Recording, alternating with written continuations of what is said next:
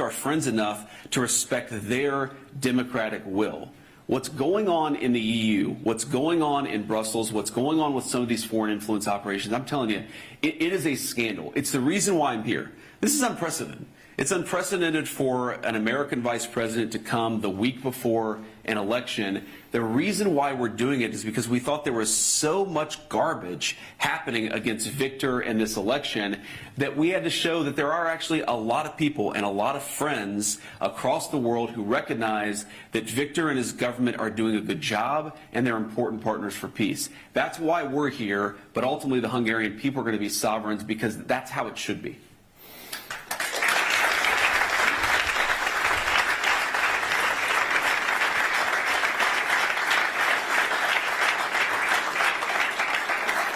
We often hear that we are living in dangerous times. There is an ongoing situation in Iran now, but of course, which is next to our border is the Russian-Ukrainian conflict.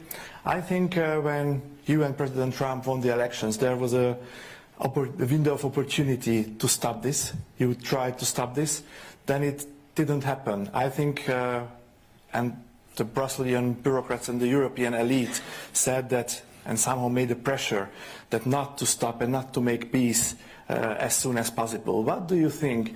What was the motivations of the Brusselian elite not to make this peace, and how long can it take to make it? Well, first of all, yeah, the president has said this in the context of the Iran conflict. He said this in the context of some of the negotiations between Russia and Ukraine. As much as we love Europe, and as much as we love European peoples and cultures, I mean, the United States, as you know, is very much a daughter nation of the European continent. We've been disappointed by a lot of the political leadership in Europe because they don't seem particularly interested in solving this particular conflict. And what the president has said is it's the hardest war to solve. In some ways, we thought it would be the easiest, but it has been the hardest. We've been at it for now 14 months, and we're just going to keep on working at it.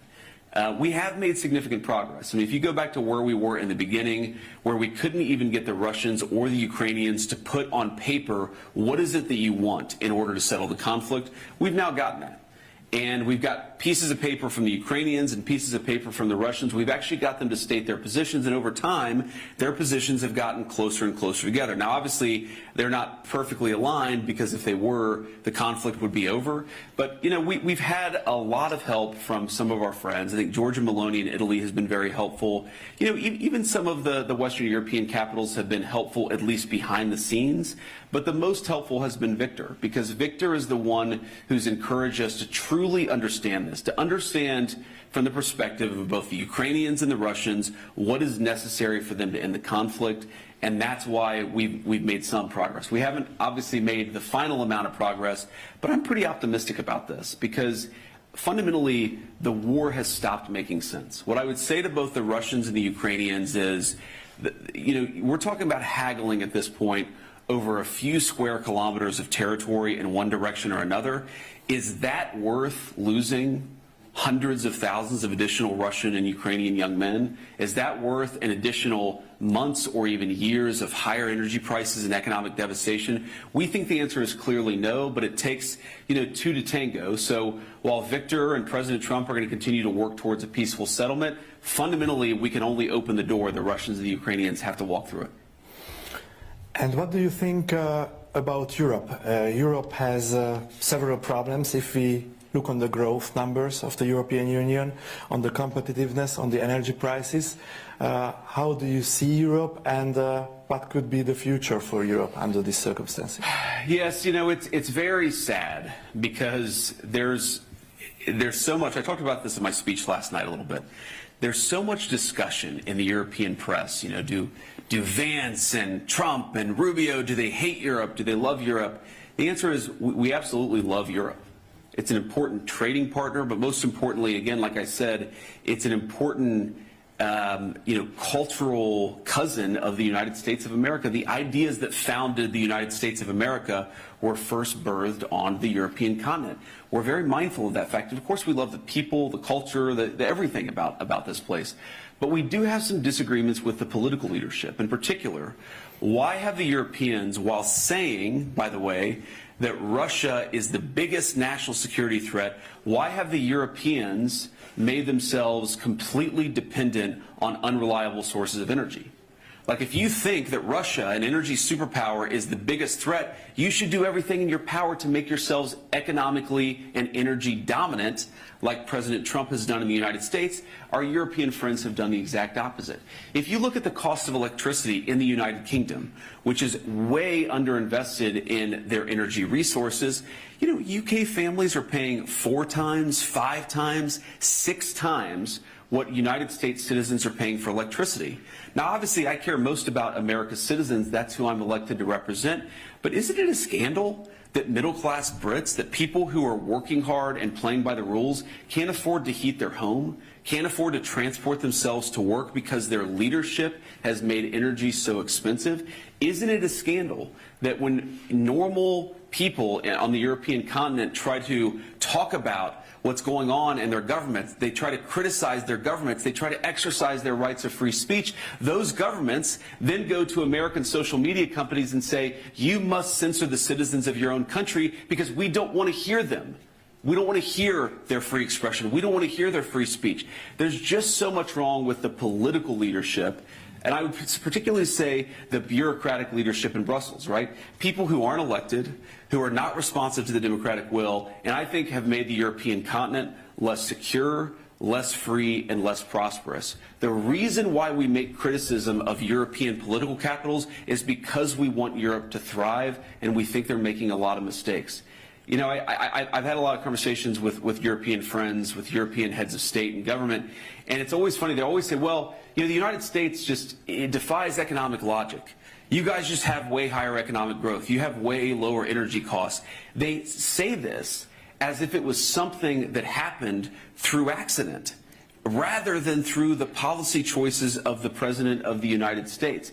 It is not magical that the United States has lower energy costs than the United Kingdom. It's because we've made smart decisions and their leadership is not. They could change course, and we hope that they will.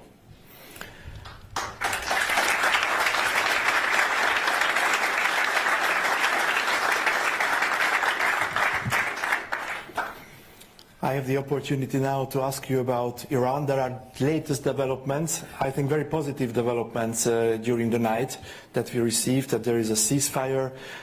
What can we know more about the latest developments in the Middle East? Yes, that's why I was a little late this morning. I was up very late last night and talking about that. Look, I do think there are good developments here. And let me just say a few things. First of all, what the president set out to do was decimate the Iranian military, decimate their ability to wage conventional war.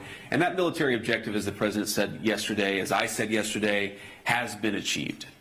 And because of that, what the president did is he basically issued an ultimatum to the Iranians. He said, open up the straits, stop trying to hold the world's economy hostage, and we'll engage in a ceasefire. And that's exactly the agreement that we came to last night.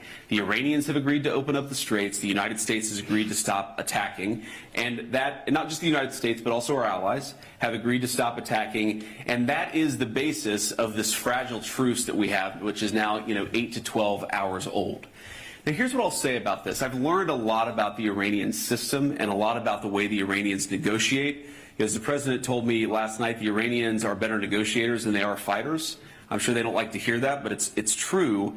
But here's a couple things. So, one, just in the response that we've seen from various segments of Iran, you have on the one hand people within Iran who have responded very favorably. The foreign minister who said, look, we agreed to the United States' terms. We'll do a ceasefire, we'll do a negotiation, we'll open the Straits of Hormuz, and then we'll see if we can come to more agreement down the road. So some of the people have responded favorably and have said the right things. And then you have some people on social media within their system who are basically lying about what we've accomplished militarily. They're lying about the nature of the agreement. They're lying about the nature of the ceasefire. And so you have just, even within their system, and this is why I say this is a fragile truce, you have people who clearly want to come to the negotiating table and work with us to find a good deal.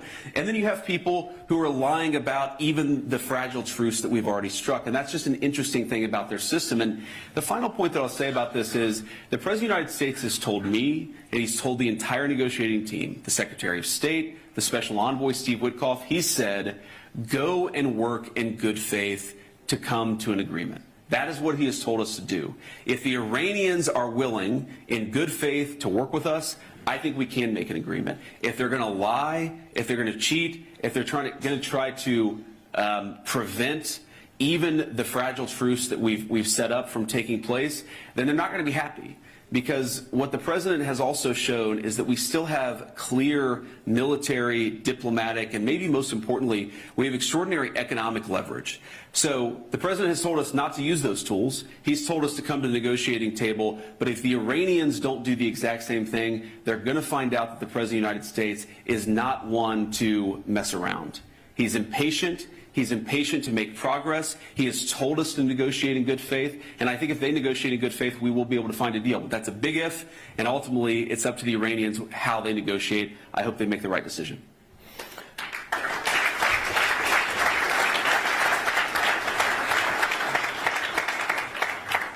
We are here with a lot of talented Hungarian students.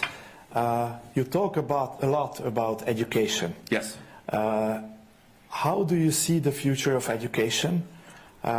In which direction should it be developed? And do you know a bit the Hungarian education system, especially the tertiary education system, our university system?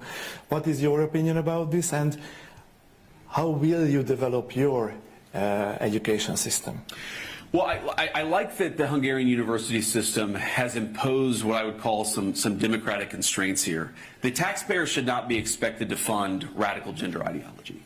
The taxpayer should not be expected to fund sets of ideas. Now, people have free speech, of course. They can say whatever they want to, but you're not entitled to taxpayer funding if you're advocating civil unrest and violence in the streets and gender ideology. Ultimately, the taxpayers, they're the ones who decide what they're willing to fund, and they should be the ones making that decision. So I really admire that Hungary has actually brought some common sense back to the connection between funding and the university system. You can say whatever you want, but in Hungary, you don't get unlimited subsidy if you want to say something that's really crazy or that promotes violence, etc. I think that's a very important thing. I think in the American system, we're making progress in that direction. We've said to the university system in the United States that you're no longer allowed to discriminate based on race. This sounds crazy, but 3 years ago, not only were they allowed to, but they were actively encouraged to discriminate against white students, against students of certain faiths. They were told, against Asian students, they were actually told that you had to have a higher score if your skin color was a certain tone, and a lower score if your skin color was a different tone. That's a violation of the American law. That's a violation of the American Constitution. That's a violation of basic morality. And the United States has now stopped that practice thanks to the leadership of the President and our Secretary of Education. So we're making progress, I think, in frankly reining the university system in. Less discrimination, more promotion of free speech, more recognition that taxpayer funding is not unlimited, and that's a very good thing. And I think, you know, fundamentally, the education system has two roles. It has to prepare people to become effective and capable workers. They have to have the skills necessary to contribute to the modern economy, and they have to have the thought processes. They have to have the ability to think critically so that they can participate in a modern democracy. And I think that's what the education system has to do. For too long in the West, what it did is it didn't teach any useful skills, and it also brainwashed students. So it failed on both of those accounts. What we're trying to do in the United States, and I think you guys are trying to do in Hungary, is make sure that if you get a university degree, you have one of two things, and hopefully both. You either have a useful skill for the workforce, or you have the ability to think critically about society's challenges. And again, ideally you have both of those things. If you don't have those things, you shouldn't be paying for an education.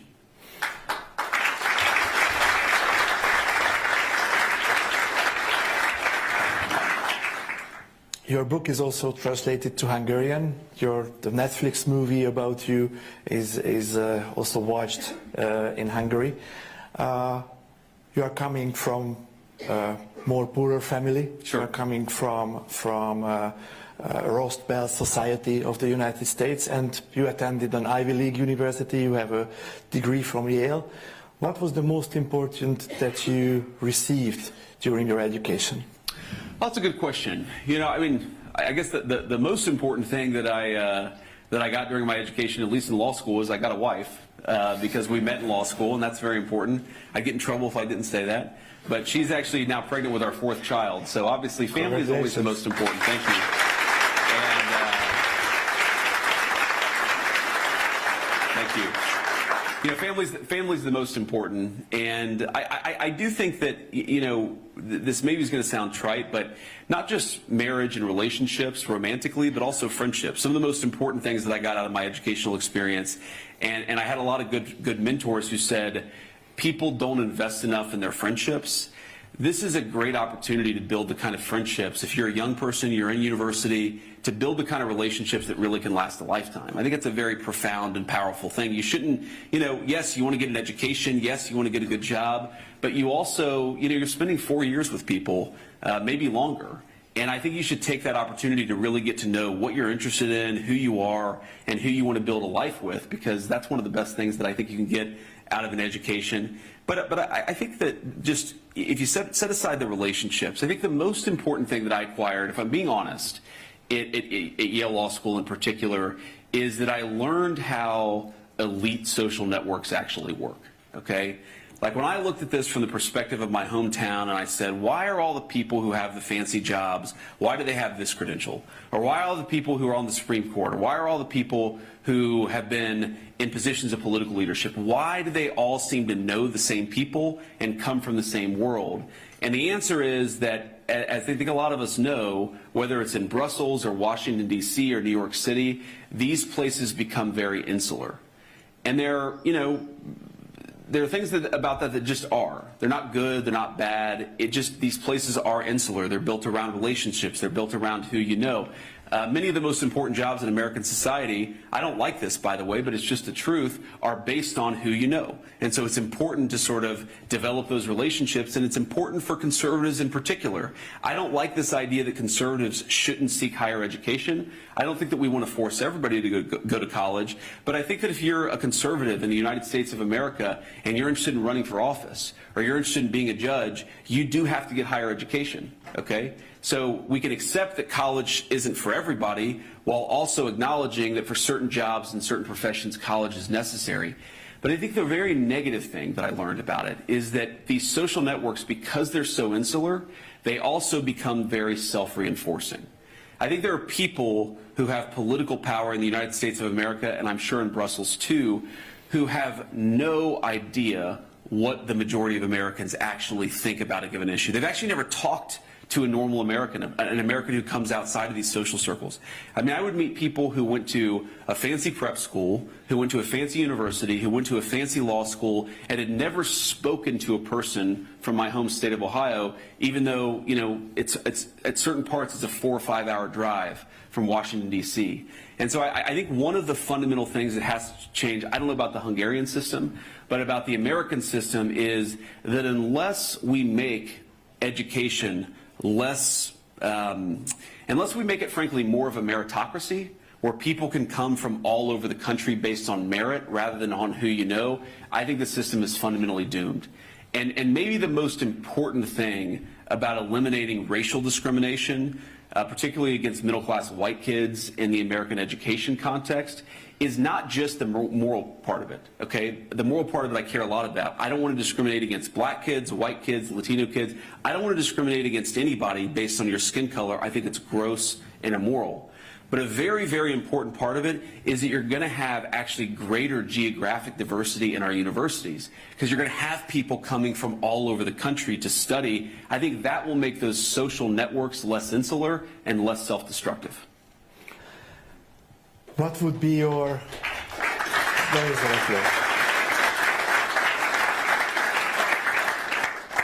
What would be your final message to the MCC students? Here are young individuals, 18, 19, 20. What would be the most important that they should be very careful? And if you would be as young as they are now, how would you do your career? I'd say enjoy your youth while it lasts, because one day you'll wake up and you'll be 41 and you'll have a glass of wine at dinner and wake up with a headache the next morning and be talking to this fine gentleman. So enjoy it while it lasts. But I think the piece of advice I'd give to you, and I give it to American students, American conservatives in particular, is resist the temptation to think that victory is immediate or that we're going to win back our civilization through instant gratification. I mean, this institution was founded in 1996. It's far more influential than it was back then, but I think a lot of people, this is particularly true in the United States of America, if they see something that the administration does they don't like, they say, oh, that's not what we voted for, we're going to check out of politics. No. That's the exact wrong response. If we do something you don't like, the response should be to get more involved, to make your voice heard, and to try to push things in the direction that you want them to be pushed.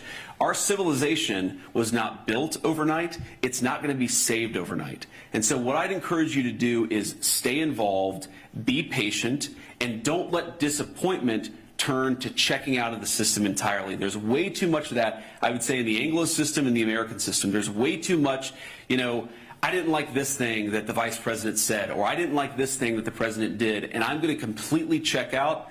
We call that blackpilling in the United States of America, and blackpilling is how you give power to the forces that are trying to destroy what our ancestors built. We need to take power back from those people and build the kind of institutions that can actually save our societies. It will not happen overnight. It will not happen in the term of one prime minister or one president, but it will happen so long as we keep our faith in God and we work hard to achieve it. That's what we have to do.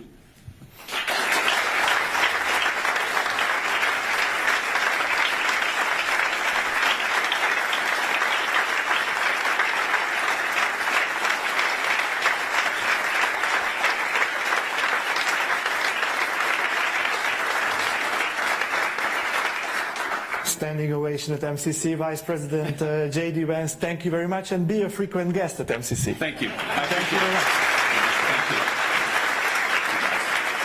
Thank you very much.